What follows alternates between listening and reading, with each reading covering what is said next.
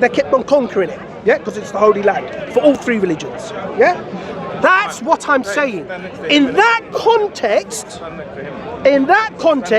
if you say, the Muslims conquered it because of their God, so did the Christians, so did the Jews. It doesn't mean that if a Christian owns it or the Jews own it, that I accept their claim as being legitimate. I never said that. I'm saying they're all working on the same path, that the truth belongs to them and they're enacting God's will. That's the clarification. So what I'm saying is, yeah, if 750,000 people are kicked out of their homes through no fault of their own, yeah, they want their homes back. And you have a problem with that. What I have a problem with is that you have a very short memory, because you forget how many people were kicked out of their homes when the Muslims invaded that land. How many? No, you're making a two wrongs make a right argument. I'm not making that argument. Oh, two wrongs okay. don't make a right. So what you're saying is that Israel should get out of there, give that land back to Palestine. Is that what you're saying? Yeah, if you can. What are you saying? In an ideal situation, what would be your scenario? Give me your scenario. My scenario is if something's a colony, if somebody's been colonizing somebody else, it ain't their place to colonize. They need to get out. Can I get the definition of colony? Because a colony is when one country is controlling another country. Yes. Which country is controlling Israel? Sorry? Which country is controlling Israel? Whose colony is Israel today? The Anglo-American.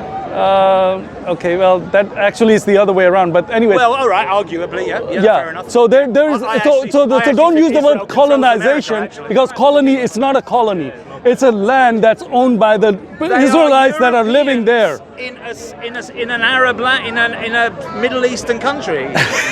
In a Semitic country. Okay, they are claiming that they are Ashkenazi Jews, meaning they are from that land. Semites. They got kicked out of their home hundreds of years ago. They came back after hundreds of years ago, according to their narrative. Wait a minute. Why are you saying no without any reason? Shlomo Sand, everybody. Shlomo Sand, the invention of the Jewish people. What do you mean, the invention of the? No. If you got some conspiracy theory, you can do that. But what the point is this: if this land belonged, he said, well, because their God gave it to them. Now we have a historical document that states that this belongs to the Israelites or the Jews. That's in the Bible. Where does it say now? The reason why? No. I've got to correct that. Can I finish my point? I didn't interrupt. Listen, bro. Did I interrupt you? Did I interrupt you guys? Did I interrupt you? Are you going to be like really rude and just interrupt me? No, don't be rude like that. You have manners now. I didn't interrupt him. You are the worst man on manners in Hyde Park. All right. He's only got manners now because he's on his own. Listen, I'm talking to him. And you feel safe, don't you? If you guys... But you feel safe, don't Okay, so now I'm talking to you. I'm going to ignore these two guys. You can go on, bro. Go on. Okay, listen. Oh, bro. The land that I'm talking about, at this time, it was a Byzantine land, right? Byzantine owned that land or controlled that land, right? So that was a Christian land. So when the Christians came as crusaders, they were reclaiming their land because it was part of Byzantine Empire. Who invaded it? The Byzantines invaded it to get their land back. Now, if we go and invade a country and that country tries to get their land back from us, are we going to say, oh, they're invading us? Can I say something? Because they're taking their land back. Can I say something? From the invader. So Byzantine, when the crusade happened, the Christians were taking back the land that the Muslims took from them. Yes. That's the history. So get that straight in your head first. Can I say something? Let's clarify. The Crusades were led by the Catholic Church, not by the Eastern Orthodox Byzantine Empire. Please, Akhi. Okay. So it was the Catholics and Europe, Western Europe, Western and Central Europe, Germanic people, Franks, Latin-speaking people, who came into the Middle East, at least give us this. At least the Arabs were Semitic. At least their language was related to the Hebrews people. Wait. Whilst the Byzantines themselves were what? Not Latin speakers like the Catholics. Greek. European. Turkish. Colonization. Latin, Greek, Europe, colonization. Finished? Okay, thank you. I didn't interrupt, did I?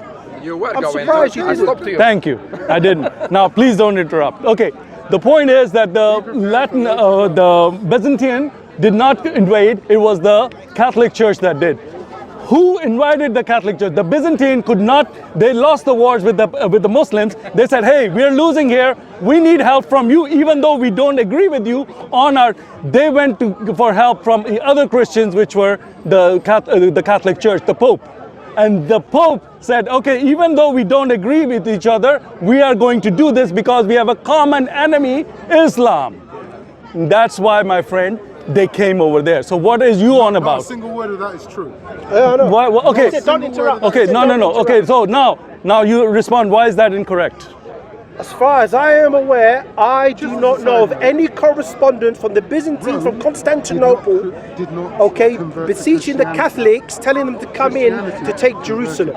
Okay, I'm so not aware of that. no, you're not aware of it. That doesn't mean that it's not there. Can I finish? So much so, one thing I am aware of, which is probably the 7th Crusade, if I'm right or wrong. Around that, because there were 10, 11 Crusades. In the 7th Crusade, when the Europeans under the Catholic Church, especially the Venetians from Venice, who led it, yeah, the Don of Venice, who was blinded, what did he do on the way to the Crusades? What city did he sack? Constantinople. You could go to Venice, go to St. Mark's Square, and you can see all of the booty from their Christian jihad.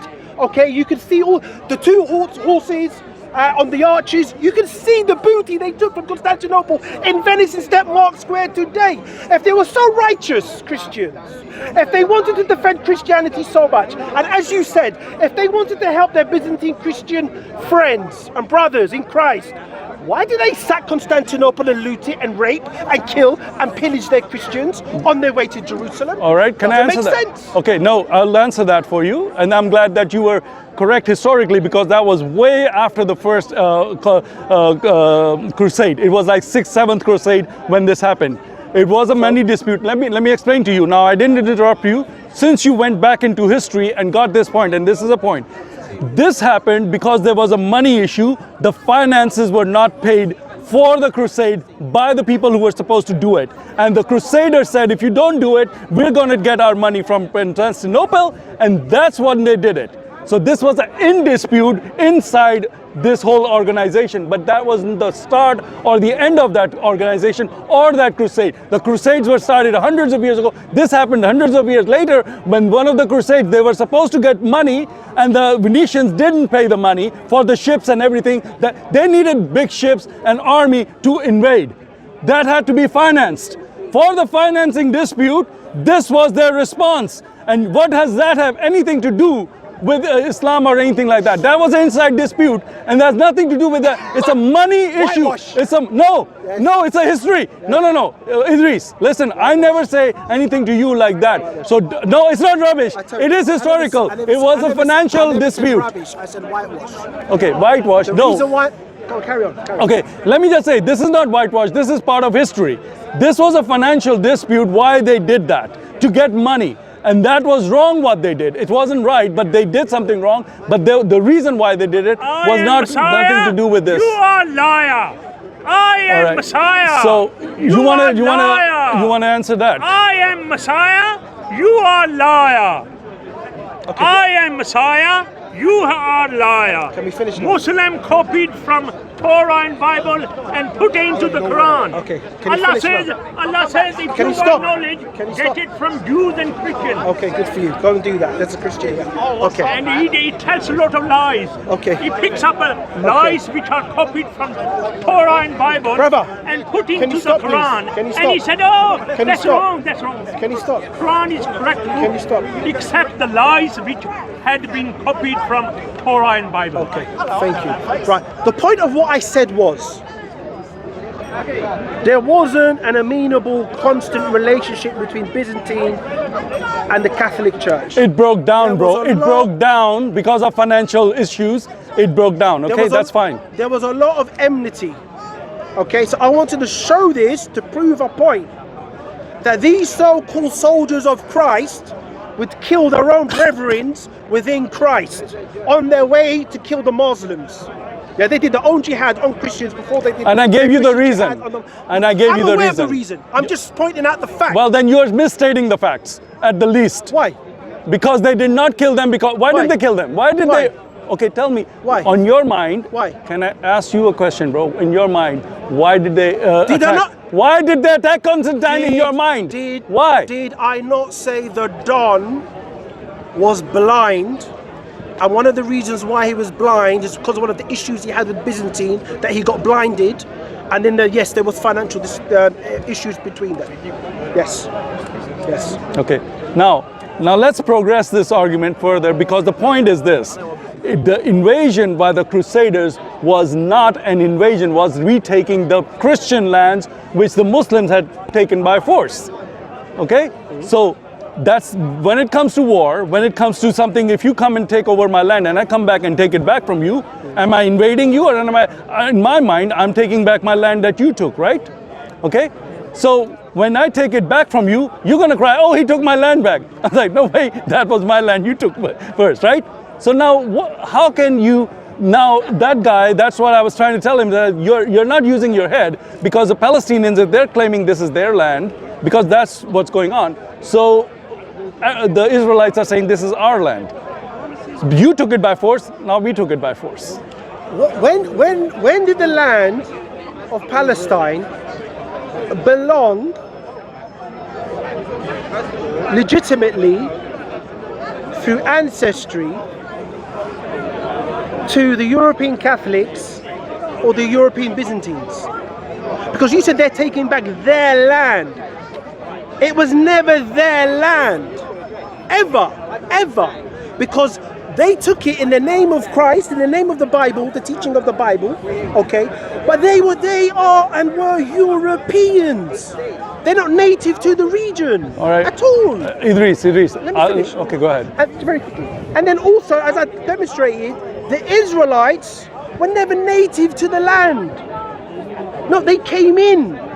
Abraham came from Ur, southern Iraq, according to the biblical narrative, came into the land, then Isaac and children and Jacob and blah, blah, and God gave them the land. And they conquered it. I'm not disputing that, okay?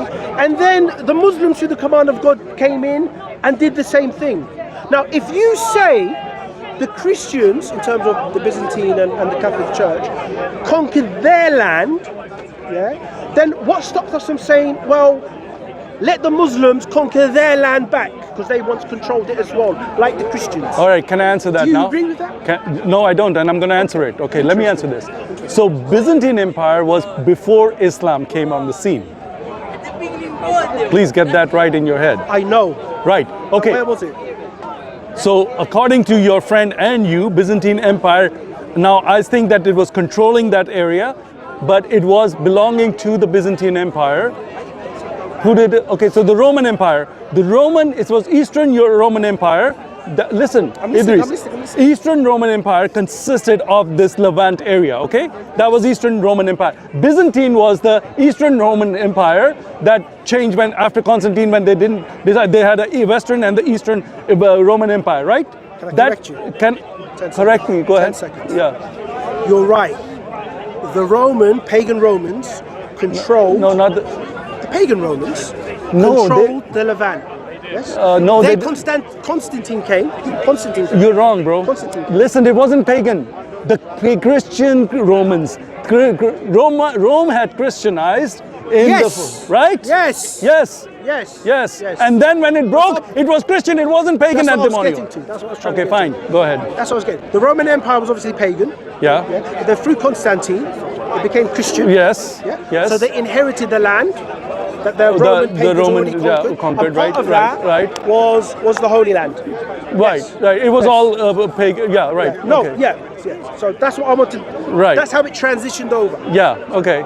So now, that Eastern Roman Empire is Christian because of, after Constantine, everything was Christian. So everything that belonged to Byzantine was all Christian. There were churches all over Arabia, all over the Levant, there's all churches and Christians living in that area, which is now under the Islamic control and is Muslim countries. So whatever Muslim country you're from, you're an apostate of Christianity. Bro. Morocco. Oh, Morocco has another history. Anyways, so Morocco is also part of it was part of the Christian Empire, right? Byzantine Empire. They took it back. They took it off the Vandals and took it back.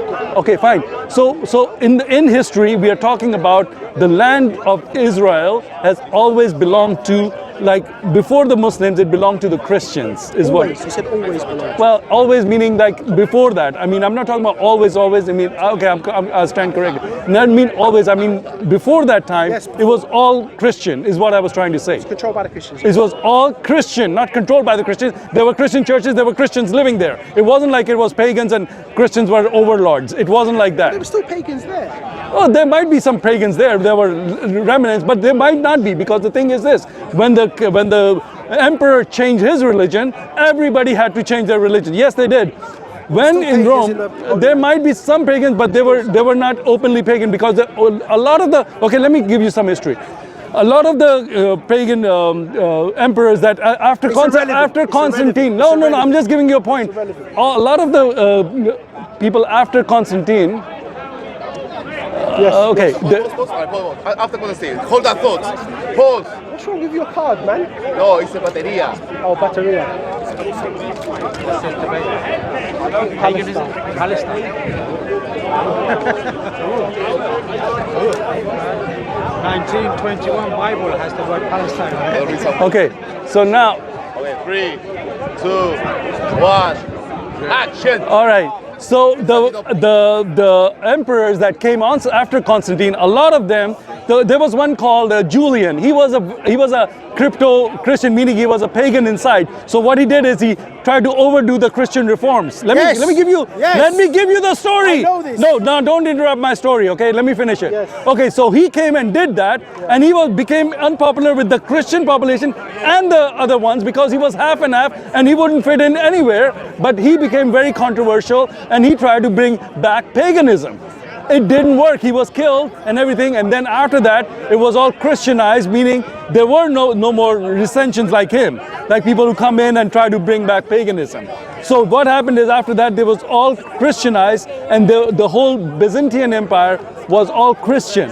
So that means Morocco, that means Palestine, that means all of this area. They're not all Christian, bro. Okay, I'm not saying 100%. There might be 10, 15% who were. No problem. Now move Okay, on. okay, maybe there were 10, 15% who were still taken on to paganism, but 90%, I would say 80 to 90% of them, overwhelmingly, they were Christian. Now comes Islam, they come and conquer these lands, and according to their narrative, they were so lovingly conquered that they were impressed by Islam to the extent that they converted, which is absolutely bizarre. That's not what happened. They had to pay jizya or they had to convert. If they didn't pay jizya and they didn't convert, they were killed. That's not true. What was true? Then how? Okay, well, that's another debate. Do you want to go in that direction, or you want to stick with this one? Look, I think we've made the point that every empire that controlled the Holy Land is not native to the land. Okay? We would argue yes. You may argue yes, as from a Christian standpoint. The Jews may argue yes. Okay? That's not going to change. The claims are not going to change. The claims are not going to change. I'm going to let you finish and I'll make one point. Are you finished? Okay. Contrasting Islam to Christianity, how it was spread. This is the miracle of Christianity that Islam is trying to claim desperately, but it cannot. And I hope you're paying attention, because it looks like you're on your phone. Here's the contrast. Islam was totally conquered and ruled. Christianity never conquered. When Christianity started, it was repressed by the Romans. Are you listening? Yes, it was repressed by the Romans. Repressed by the Roman regime. Like there was a whole government that would kill you if you don't confess that Caesar is God. So that's the kind of climate that Christianity grew in, and it took like tremendous sacrifice on part of Christians, who were burned at as lamps and put in front of lions for their faith by the Romans and all that stuff. And they never took up arms against the Romans and conquered the land. Then you would say, look, they took this land by force, the Christians. Never. The land of Levant was never taken over by Christians by force. Now everything that happened, because in the old days it was so prevalent, the Christianity, that the emperor was forced, because his wife became a Christian. Constantine's wife was a Christian. So Constantine rise. Yeah. What you gonna move though to? If you listen, bro. If you listen, come on. I know you're hurt. I didn't want to hurt your feelings, but I want to finish this corner. Okay, let me. Oh yeah, come on. I'm sorry. Okay, listen. So let me talk. Have my I want to see conversation. whether this guy has any. Amigo, what's the chat about? Sam, carry on. Okay, now. He wants to know what's the chat about. No, like, what's the problem? We got a flow going. Okay, no, but now where are you guys at now? We're talking about how Christianity spread instead of got a Islam. flow, bro. Christianity did not spread through the sword. So that's what my point is. So the Christianity, when it started, it was repressed. It was repressed, but it's kept on going in the very lower society. But because they were killing so many of these people in the arenas and stuff, there was sympathy building up in the middle class and the upper class, and it took almost 200 to 300 years for this to mature to the point where it was so much Christianity already in the Roman Empire that the Roman emperor had to accept Christianity. Otherwise, he knew it would be a civil war because all his people were already Christian. That's how Christianity spread. Did the Christian ever picked up arms against the Romans? They did not. So when the Roman emperor changed his religion to Christianity, of course the Roman Empire accepted Christianity because of that. And now there were some holdups by the pagans who didn't want to convert, and that happened for a few hundred years. But that doesn't mean that Christianity spread by the sword. That's wrong. So Islam cannot come back and say, well, we did that because you came and conquered by your sword too. We didn't come and conquer Palestine or Morocco or any of those lands that were Roman by sword. So Christianity was not spread by the sword, especially in that area. That's absolutely false because it was part of the Roman Empire that the Roman emperor accepted Christianity, and that's how Roman Empire became Christian. Okay. Number one, Morocco, North Africa, the Byzantine Empire lost it to the Vandals. When? In the 5th century. Well, it lost it to the Vandals. 6th century. 6th century, that's Islam. Vandals, where are the Vandals from? They're Germanic people. But Morocco is in Africa. When were the... Okay, hold on. So unless I'm missing chunk of history, I need... Okay, then tell me, what was it that the Germanic people invaded Morocco? Go ahead. So you had the Vandals, you had the Goths, you had the Ostrogoths. So these were Germanic tribes. What's going on? You know the term vandalize, when you vandalize something. It came from them, vandal. Okay. Because, for example, when they sacked Rome, they supposedly vandalized Rome and they conquered Rome. Whoa. Are you talking about, what's his name? Hannibal? No, he's Carthaginian, no. He's Morocco. He's Morocco, no? It's modern day Tunisia. Okay, Tunisia. That's way before. So what I'm trying to say is, Germanic tribes came in. Wait. Where did they come in from? Because I'm not following the Germanic. Okay, Germanic would come to Italy first. They have to conquer Italy until they got to North Africa. Thank you. So they conquered Italy. They conquered. Which year was that? 4th century? 5th century. They conquered. Who was the leader? Okay, yeah, I'm trying to figure out who was their leader. Honestly, I cannot remember the names of the leaders. But honestly, I'm not lying to you. You can fact check it. I'll fact check They that. took Sam. They also took Spain and Portugal, the Iberian Peninsula. Yeah. Okay. And then from there, and they went from Spain and Portugal, not from Italy. From Spain and Portugal, they came into North Africa. And they took like Morocco, Algeria, Tunisia, I think even Libya. But they didn't take Egypt. And then the Byzantines came back and fought them and took it back. Yeah? Right, now I'm just trying to get to my point. Okay. So, do you want to find it? Or I'm looking. Find it. Do Vandals. I say Vandals conquered Morocco. Yeah, and other parts of North Africa. And the Byzantines fought them and took it back. Yeah? Okay. Now, my point is this. What is the point? Okay. My point is this. During that time, when the Vandals had Spain, they were Unitarian Christians. I don't know if you know. They weren't Trinitarian, they were Unitarian Christians. Yeah. So the Catholic Church in Spain had problems with the Vandals in North Africa and Spain, and they were fighting because there was a difference in. You're joking? I thought it was a real one, a new one. I think it was a real one. So this is what they look like, huh? Keep it. What is it? Yeah. Keep it. Fake. It's okay. It's okay. No. Keep it. Give it to someone who's gonna. What? Take No. Take this. No. Take Sam, this. you're very kind. Let me finish. Okay, fine. Sorry. So, you talked about jizya in the Holy Land when the Muslims came in. You said that. So can you go back to the story? So you said that Vandals, they took over Spain. Yeah. So the Vandals took over Spain and North Africa and Italy, and they took over the Western Roman Empire, the bit under what that was under Rome, the Western Roman Empire. Yeah. And what happened was the Byzantines came in. And Are they called the Visigoths? Are you talking about the Visigoths? That's one of the tribes. There's the Visigoths, the Ostrogoths. Okay, Visigoths. Yeah, they did conquer. There was quite a few of them. So they were Christians, but you're saying they were Unitarians. Okay, well, the Visigoths. So the Byzantines came into North Africa and conquered it. Okay. Now about jizya in the Holy Land, and the Muslim said, you either take jizya or we kill you. Forced conversion, is that what you mean? Just to clarify. Well, forced meaning in a way that it's kind of part blackmail, like, hey, you better pay this high tax. Now, jizya wasn't 10%, like zakat is 10%. So jizya wasn't 10%, okay? Zakat is not 10%. What is it? 2.5. 2.5, okay. Well, anyway, so 2.5 is really low. It wasn't like, Jizya okay, is less. How much is jizya? I'll Google it. Okay. Could you do that for me whilst I speak?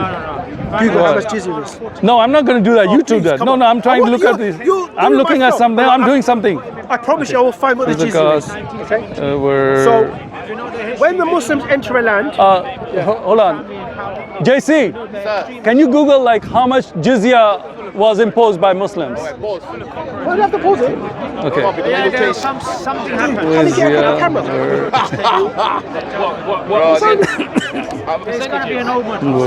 Something happened. So, if you could find out from Islamic sources... It's a sign, it's an omen. What the percentage of jizya is for Just men. not 100% sure what's going on. But it's not the first time things like this happen in Saudi. You looking at some vandals? Jizya. No, I'm looking at the Unitarian Visigoths. And the Vandals. And, okay. But the Visigoths, sorry, yeah, it was the Visigoths who were in Spain, not the Vandals, the Visigoths. Visigoths, yeah. Sorry. The European. No, it was the Vandals. Unitarian, okay. Wait. When I'm alone, I eat but outside, I don't even sleep. I'm Okay, yeah? No, you're recording? 3, 2 and a half. Say cheese! Action! Action. Okay. So as I was saying, the guy is going to try and find what the amount of the jizya is. Yeah. Okay. From my understanding, it's below 2.5% of what zakat is for Muslims. From my understanding, okay. And only the men pay it, not the women or the children. Only the men. I want to make a comment, but that's okay. I'll hold it. Thank you. Okay. Right. So when Muslims enter new lands, they can give the leadership. The leadership of that land 3 options. Okay, they either surrender and pay the jizya, or they fight, or convert to Islam, or they fight, or they can convert. Thank you. I couldn't remember the third one. Thank you very much. That's the one. Or they can convert. Yeah.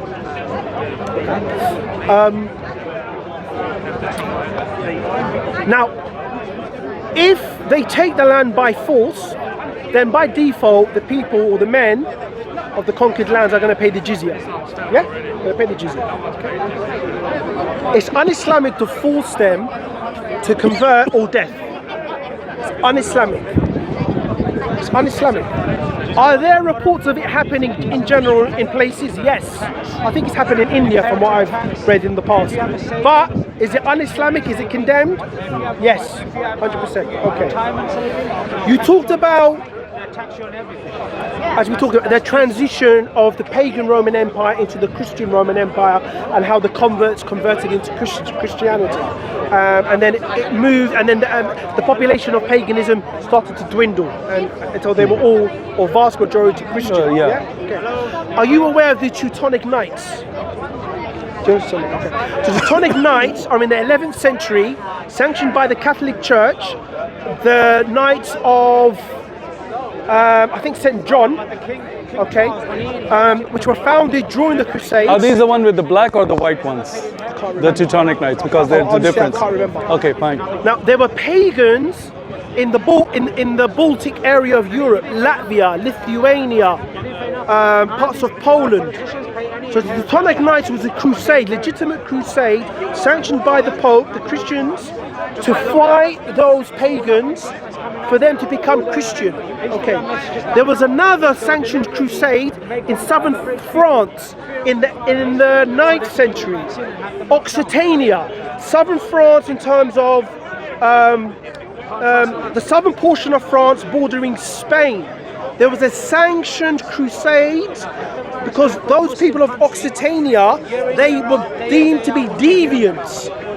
They claimed to be Christian, but they were looked upon as being deviants. Are you talking about Huguenots or something? Yes. Are you talking about Huguenots? I think so, yes. No, they were, Yes. okay, fine. No, they weren't Christian then. Or they were...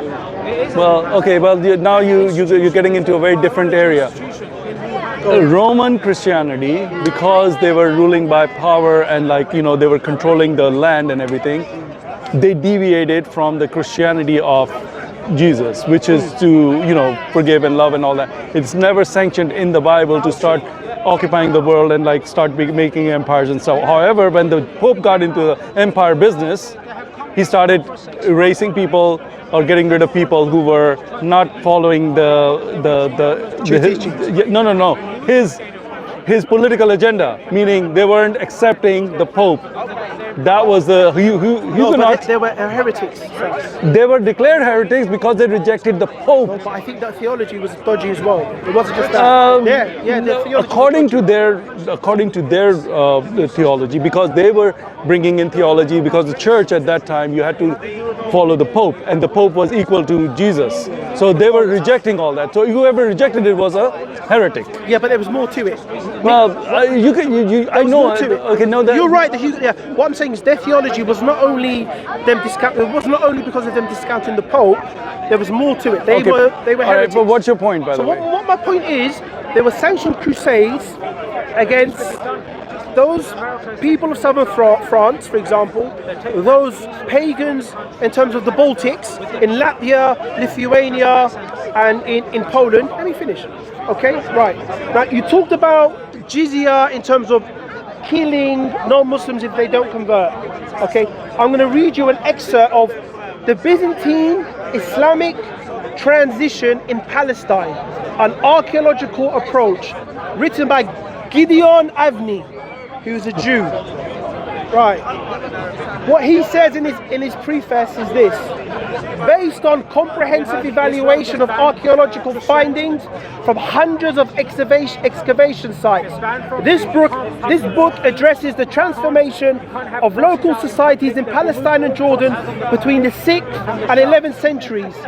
Its main argument is that archaeological findings provide a reliable, through complex picture indicating that Byzantine Islamic tradition was evidently a much slower and gradual process than previously concluded. Meaning the transition from Christian peoples of that land to becoming Muslim people of that land was gradual. Because if it was by the sword, they would have all done it en masse. You either all convert or we kill you. But it shows, as the guy said, it was a gradual process, okay, that people left Christianity in that land and became Muslim. In which land are we talking about exactly? Palestine and Jordan. Palestine and Jordan. When the Muslims took over the Byzantines. Okay, fine. All right, that's your point. I don't agree with that, by the way, but let's now focus on Spain. Because what happened in Spain then? Was it a gradual process of Islamization in Spain? Yes. Was it? If that was the case, then why did Spain kick the Muslims out after centuries? Yes. Okay, that's a very good point. So the Christians of the Iberian Peninsula, Spain and Portugal, they call it the Reconquest. Yeah. The Reconquest. Yeah. When the Muslims came into Spain and Portugal, they took over the whole of modern day Spain, except for a small portion in the north, modern day Basque and some of Galicia, right in the north. That part of Spain they didn't conquer, and then they went into parts of southern France. Okay. What happened is the Christians from France and those small portions of northern Spain, after a process of about 700 years, they managed to conquer what the Muslims took. Okay. But the question is this: they were opposing rulership of Muslims whose, in the vast majority of cases, whose ancestry came from either North Africa, meaning they were Berbers, Amazigh, or from the Arabs who were from the Middle East, okay? But the population overwhelmingly were those native people, to some extent, because you had the Visigoths come in as well. Those people who lived there prior to Islam, who converted. The majority of the Muslim population of that region, of Spain and Portugal, under Islamic rule, they were reverts, or sons and sons and sons and sons and sons and daughters of reverts. It's been documented, and I'll try and get the name of the scholar, that during this whole period, there were only 60,000 men, Muslim men, who emigrated into Spain. But at that time, there were millions of Spanish. At that time, millions, which showed majority of the population were reverts. So when the Christians... So at the peak of this, what was the division between Christians and Muslims of Spain at the height of Islamic rule? Or I don't understand your question, sorry? I don't understand your question, sir. The question is, like, what was the percentage of Muslims at the height of Islamic rule there? So I'm going to tell you the truth. I don't Percentage-wise, know. let's say it was the majority, but I don't know. Majority, so more than 50% of the... 100%, yeah, but I don't know. They were... okay. It's a majority. But it's a majority, you're saying. Okay, so more than 50% of them I don't know. converted to Islam voluntarily in Spain. So you're saying that when the reconquest happened, what happened to those people that were majority of those Muslims that were there? What happened to them? Yeah, what happened to them? So some were taken as captives and slaves by the Christian princes and kings who took over. Some, eventually towards the end... Did they force them to convert to Christianity? Yeah, some were. Moriscos they were called. Sorry? They were called Moriscos. Moriscos. Did they give them a choice to go back to their country? Some, yes. Okay. No, not a choice. They were expelled. Okay. You had to leave So, as well. okay. So if I come and conquer the land and I say all the Muslims hereby are expelled, go back to whatever Morocco, whatever you want to do, get out of here. Okay. Hello, darling. So are you saying that all those people went back to their countries? No, not all. Okay. So what happened to those Muslims is what I'm saying. Yeah, you know he did. You know he did. Look at his face. Look at his face. Okay. The Spanish Inquisition lasted at least 200, 250 years. The Spanish Inquisition. It lasted centuries, couple of centuries. Okay. So at the beginning, when the Christian kings and princes conquered a Muslim land. The Muslim land? You mean Ukraine? No, in Spain and Portugal. In Spain, okay. About Spain and Portugal, yeah? Because it was a gradual reconquest. It wasn't all one. No, of course it had to be take a time. Yeah. So it's gradual. So at times when they conquered, okay, they would make a peace agreement with the Muslims, right? If you surrender and we have a peace agreement, we want to allow the Muslims to stay as they are, practice their religion, freedom of religion. They gave them freedom of religion? It happened, yeah.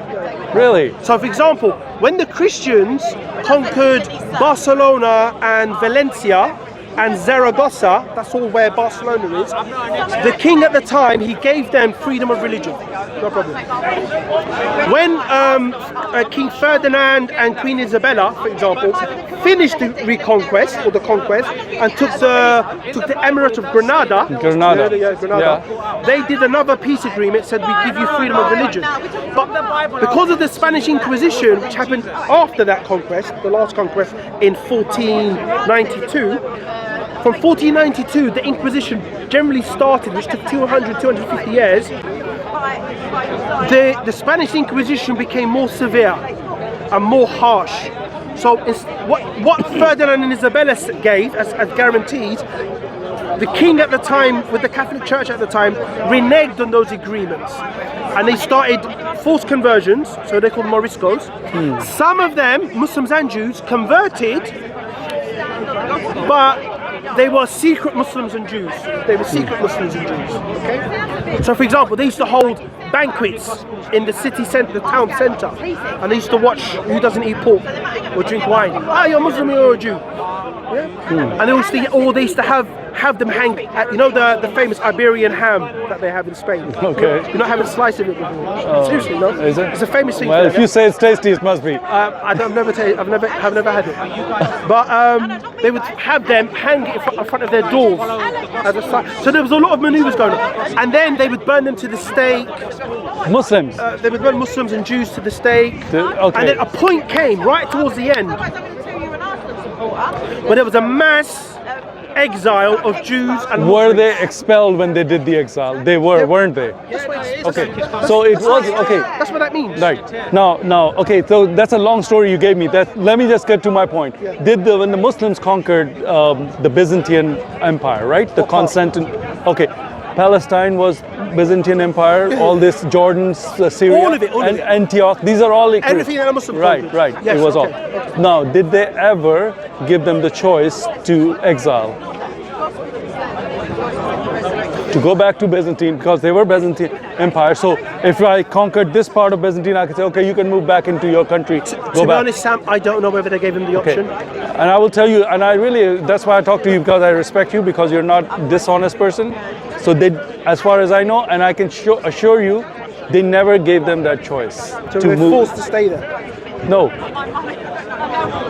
When you allow people to get out, you give them time and they say, okay, you have until next year to get out of here. Or 6 months or 2 months, whatever time you want to give them, whatever is appropriate, you say, okay, by that time, we want you out of this land or you're going to be consequences. Okay? So people would leave. Did that ever happen with the Muslims? Did they ever give anybody that choice? I'm not aware of whether they forced them to stay or not forcing them to go. Listen, exiling people gives them a chance to escape, basically. Escape the wrath that's coming to you. I'm exiling you. Get out of this land. You're not allowed here. If you stay here, there'll be consequences, right? So but what are the consequences? I don't understand. Well, the consequences is jizya, and the consequences are Now, we haven't found anybody, buddy. Did you find it? Mark, did you find how much jizya you had to pay? Come on, bro. We're looking for that figure because he's claiming it's less than 2.5%, which is impossible because of. It says here, but all I could find it was on Wikipedia. That's all I can find. Oh, Wikipedia. What did it say on Wikipedia? What did it? Because it keeps changing. Has it got a source? Because Wikipedia sometimes has got a button and it takes you to below to the source. All right. Well, here's the thing. Because let me come back to the jizya. Because my point is that Islam, when it conquered, it had jizya, or you convert, or you're dead. These are the three choices. Now, jizya, if you say it was only 1.5%, But you're dead. All right. You fight. And if you're in the army, you might die. You might not die. No. And if you're after in the army, you lost the don't battle, die. after your army lost the battle, They don't execute them. no. Then they come in the city and they say, all the men here, we can let you live if you pay the jizya, or if you convert to Islam. After the battle. After the battle. No, this option of three is before the battle. No, before the battle, the choice is you either convert to Islam or we are conquering you, because you can't ask them to pay you jizya when you haven't conquered them. Exactly, they do. Look, let me explain something. So honestly, I'm not lying to you. Seriously. All right. Before the battle takes place, You say, okay, either surrender. Yes, it's like that. Either you surrender or. What is surrender? Surrender means jizya. Because when you say jizya, the Muslims will come in. And we'll become rule the you, government, and you pay your tax, the jizya. Okay. Yeah, so it's not after, it's before. Honestly, I'm not lying. All right. Okay, fine. Let's take it that way. However, if I was a weak king, I knew I was going to lose the battle, I would take the jizya if it was such a small percentage of my income. As you stated, it's less than 2.5%, the jizya.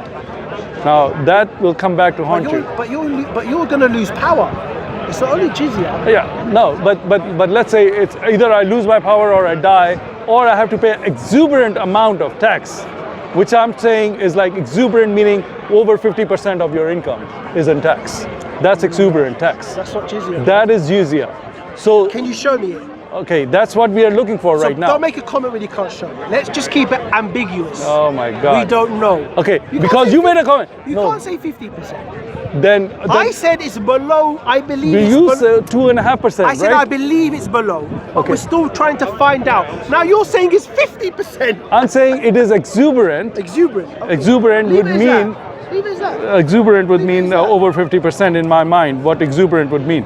Anyways, the people who would refuse to pay jizya is not because it's a very low tax. When it's a matter of life and death and all this stuff, paying a small tax is not a punishment. Jizya is why you have to accept it with humble, they will feel humbled. You don't feel humbled if you're paying 10% tax and he's a Christian, he's paying 5% tax. How is he going to feel humble? He's going to feel superior to you. Remember, the reason why someone feels humbled is It because says that in your book, by the the way. reason why is because those people in general are losing political power.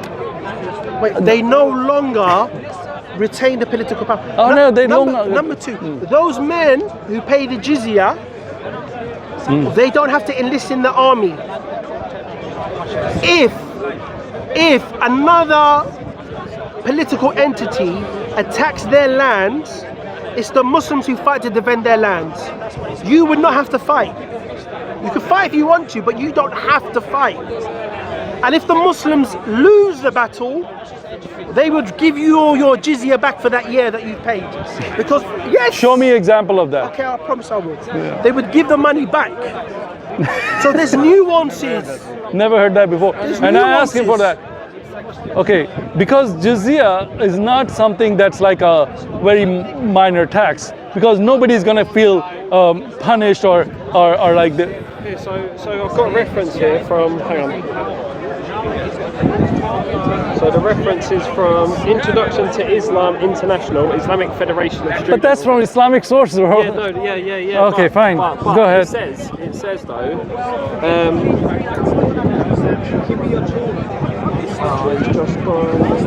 is according to Muhammad Abdullah, the rate was 10 dirhams per year in the time of the Prophet, but this amounted to expenses of an average family for 10 days. 10 days? 10 days worth of expenses. So what you would spend In for 10 10 days days. on gas, electricity, food, You pay as water, jizya. is that exorbitant? No, that's from the Islamic source. Come on, bro. I told you I it's thought it was a month though. No, you gotta have a. Sam, can you see this? Yeah. Because I know you lost. In the classical manual of the Shafi'i fiqh, you know Shafi'i, Imam Shafi'i. There's 4 madhabs. Oh, okay. Imam Shafi'i is one of them.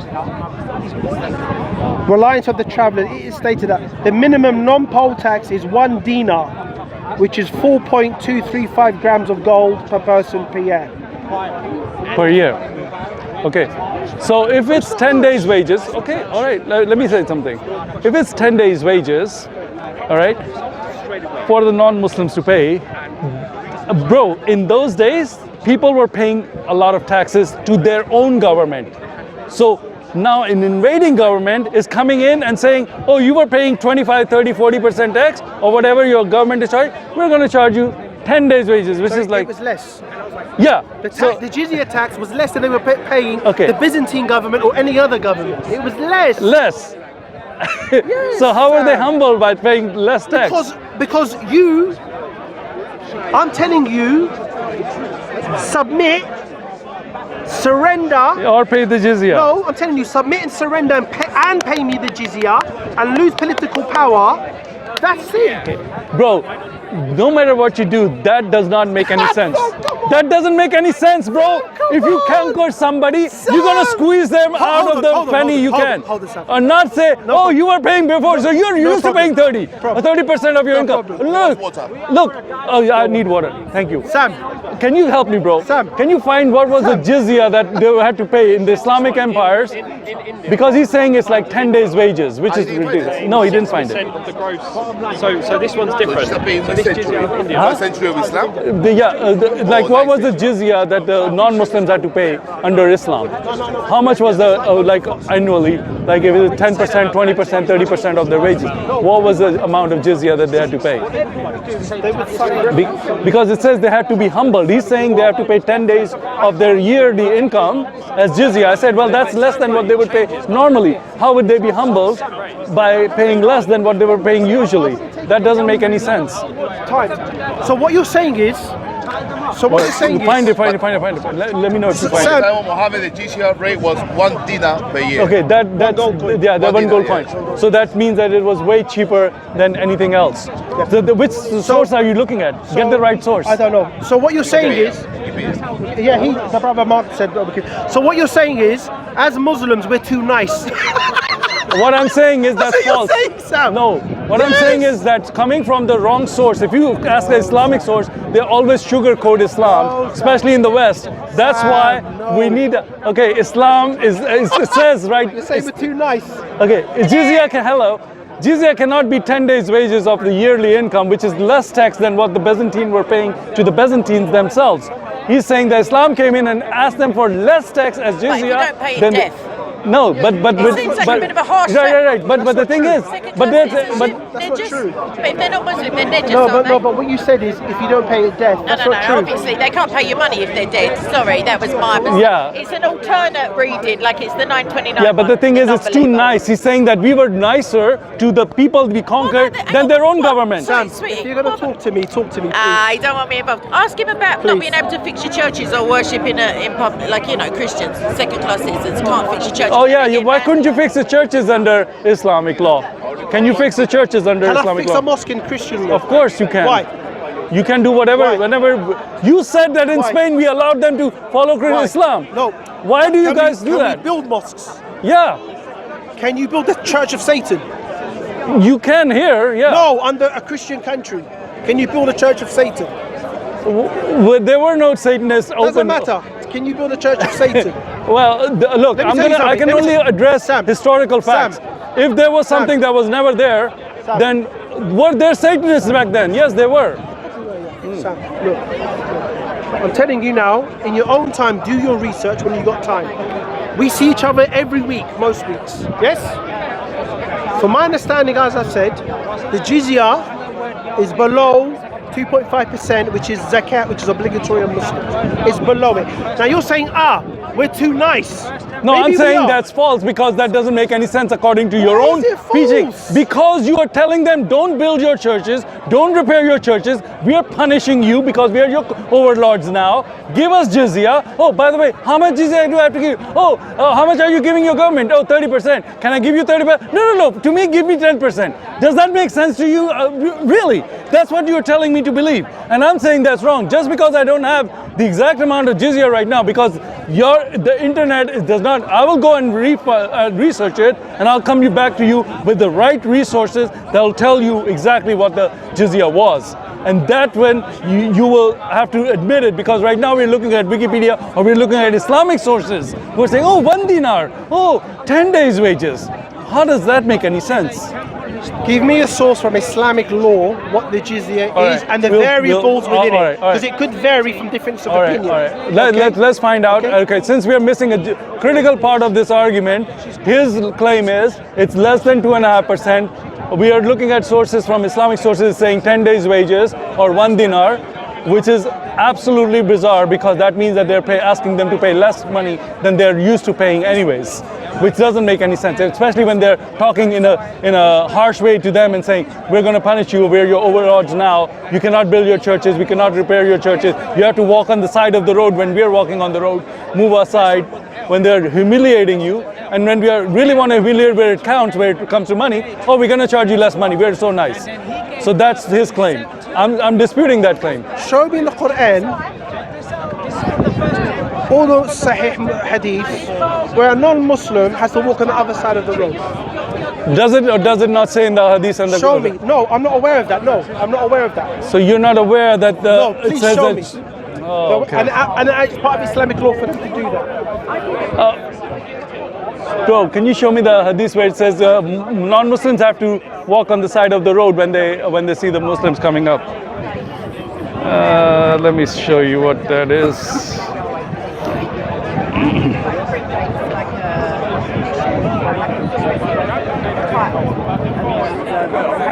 Do you know the hadith where non-Muslims have to walk on the side of the road? They can push. Yeah. Can you please give me the reference? No? Oh, okay. He's got it. Okay, all right. What is it?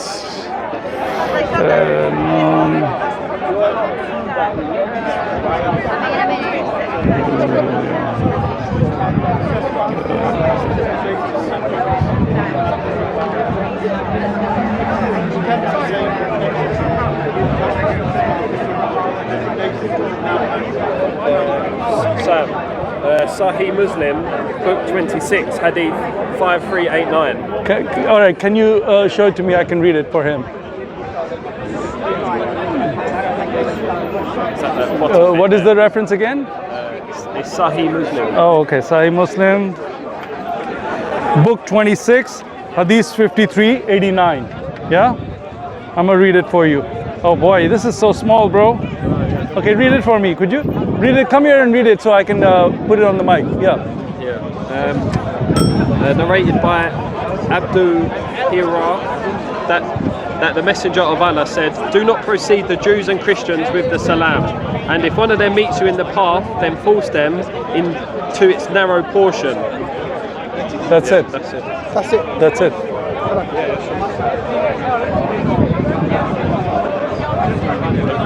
How do you like this ring so?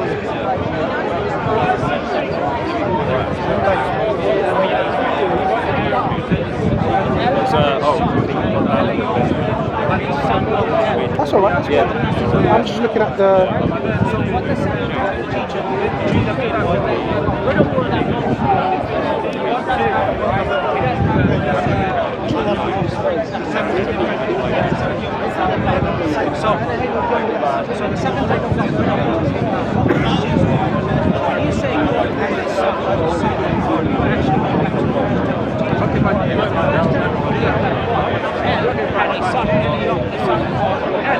When you say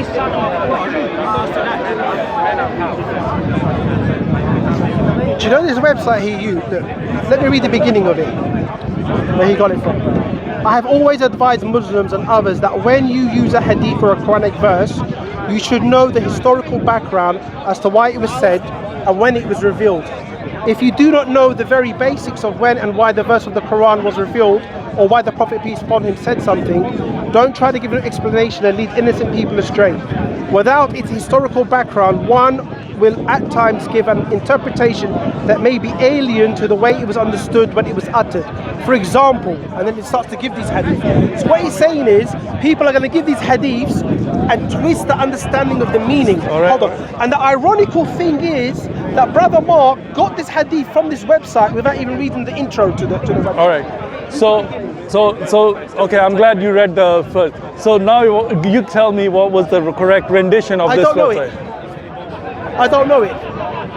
I've read the beginning of it. I haven't read the end of it where he explains the meanings of these certain hadiths. Okay, now in response to that, since you said you don't know what the context of that hadith is, I would argue that hadith is not very ambiguous.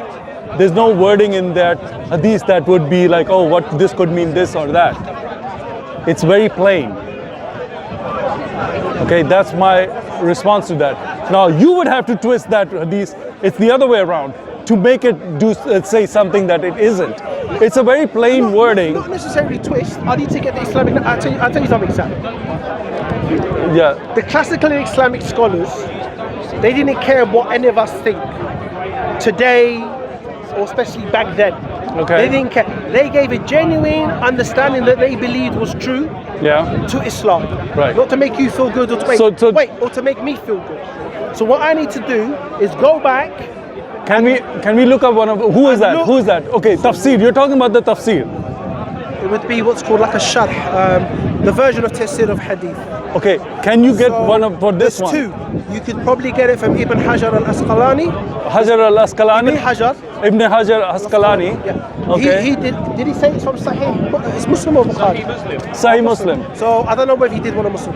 But we need to get someone back then who did an explanation of Muslim. It's probably in Sahih, probably Bukhari as well. And get an explanation from it. Okay, the thing is this. Now, in this context, because I just have to say this, because in this verse is not very ambiguous. Like there's nothing like any context. Let's say they were in a war, or the Christians were being bad to them, or Jews were, whatever the context was. No context is this verse can be put where it would be something that would make it look like it was misconstrued or something. It wasn't. It says what it says. Sam, if I know historically, Yeah. that non-Muslims did not have to walk in a particular. Then you got a cycle lane. Then you got cycle lanes. We didn't have cycle lanes for non-believers. Or if a non-believer was walking there, as Muslims had to walk on the other side. So you have to force them to the narrow path of the road. Bro, what I'm trying to say is there's an explanation of the hadith which is not your understanding of it. Do I know what it is? No. All right. No, I don't. Okay. Well, that's a cop out. Like you No, know. that's what I know. Because the thing I is, can't help you. it's a very simple. Sam, I cannot help you. That's what I know. Sorry. It's what All I right. can do. It's a simple. Am I going to say no? No. But what I do know is they didn't do that. They didn't do that. Okay. Talking about the jizya. Are we still talking? I'm going to have to get you the correct figure, bro. Let me finish. Inshallah, God willing, I'm going to do research on this hadith about walking on the other side of the road. All right. And you do your Jizya. Your jizya. Yeah. Okay. Remember that. So I'm going to remember that you said it's less than 2.5%. From my understanding, yeah. Okay. And on the other resources that you agree with, but it's 10 days wages or 1 dinar. No. There's going to be differences of opinion on how much it is. But what I can say for certainty, it's not the majority or overwhelming amount of their wealth. It's not? No. Okay. No. All right. Now, about the jizya, let me read this. This is also why you pay taxes. Because the authorities are working for God when they fulfill their duties. Pay then what you owe them. Pay your personal and property tax and show respect and honor for all of them. Who's saying this? Paul. Okay, why are you quoting me, Paul? Because Paul is saying when you're living under a non-Christian government, to pay your which tax, he was. of course, to pay your taxes, because that shows respect and honor for them, and it says because the authorities are working for God when they fulfill their duties. So Paul is saying in Romans 13, 6 and 7 to pay your taxes. In Mark it said, Jesus said, what is unto Caesar's is unto Caesar's. The taxes, the property, whatever. What is unto God, Christ, for God is unto God. So the Bible says, obey the law and pay your taxes. So if a Muslim comes to you, or you're born into an Islamic country where you're paying jizya, your Bible says pay jizya. Your Bible says it, Paul says it. No, that's fine, but the thing is, what you're doing is, if you're taking cutthroat rates from people under threat of murder. Now this is what I got to say. I'm gonna kill you if you don't give me 50% of your salary. I'm gonna kill you. That's not true. Is this Soko? Soko. This is what you call a Hadouken. The Bible says pay jizya. Bible does not say that the people who are robbing you, then help them to rob you. Sam, all right. As always. Good to see you, man. God bless you. All right. God bless you. All right. That's it. We will come back to this point, because the point that I don't know exactly. If somebody knows it, put it in the comments. Give me the reference. I need to know exactly how much jizya Muslims were charging Christians, especially the ones that were in the Levant, in the Palestinian area, Jordan, Syria, all these areas. What was the jizya that the Abbasid were collecting from the non-Muslims? They also did not want them to convert to Islam, because they wanted them to also collect a lot of jizya money from them. So there you have it. Anyways, we'll talk to you next time.